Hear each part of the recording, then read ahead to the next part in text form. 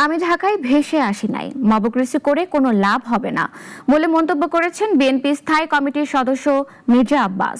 পল্টনে সাংবাদিকদের তিনি এসব কথা বলেন। পোস্টাল ব্যালট পেপার নিয়ে যা হচ্ছে তা উদ্দেশ্যমূলক বলেও তিনি অভিযোগ করেন। বিস্তারিত রাশিদুল কাদিরের রিপোর্টে।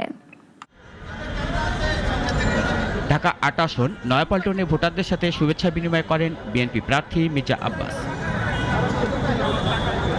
শুভেচ্ছা বিনিময় পূর্বে কথা বলেন সাংবাদিকদের সাথে। তার প্রতিপক্ষ সাম্প্রতিক সময়ে তাকে ঘিরে যে সমালোচনামূলক বক্তব্য দিচ্ছেন তার ব্যাখ্যা করে বিএনপির এ নেতা বলেন, তারা কারো কোনো উস্কানিতে পা দেবেন না। মবক্রেসি সব জায়গায় চলে না, করা উচিত না। আর ঢাকা শহরে আমি আল্লাহর রহমতে বেশি আসি নাই, এর আগেও বহু ঘটনা ঘটেছে, তো ওগুলো কোনো বিষয়ে মনে করি না। যারা নাকি একান্তই দুর্বল প্রার্থী তারা সবল প্রার্থীর বিরুদ্ধে কথা বলবেই, কিন্তু আমি খেয়াল করছি যে উদ্দেশ্যমূলকভাবে উস্কানিমূলক কথাবার্তা বলছে যাতে আমরা একটু ইরিটেট হই। নির্বাচনের পূর্বে দেশের আইনশৃঙ্খলা ও পোস্টাল ব্যালট পেপার নিয়ে আলোচনা চলছে, সে বিষয়ে উদ্বেগ প্রকাশ করেন মির্জা আব্বাস।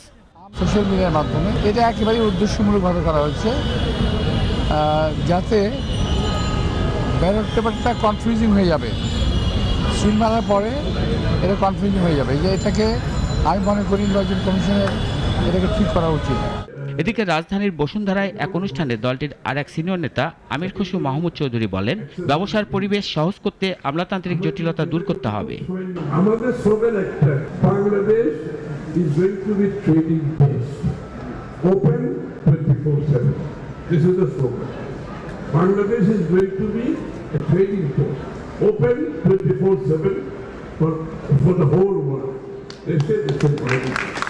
রাজনীতির পাশাপাশি দেশের অর্থনীতিকেও গণতান্ত্রিক করতে হবে বলেও মন্তব্য করেন বিএনপি নেতারা। রাশেদুল কাদির, নাগরিক, ঢাকা।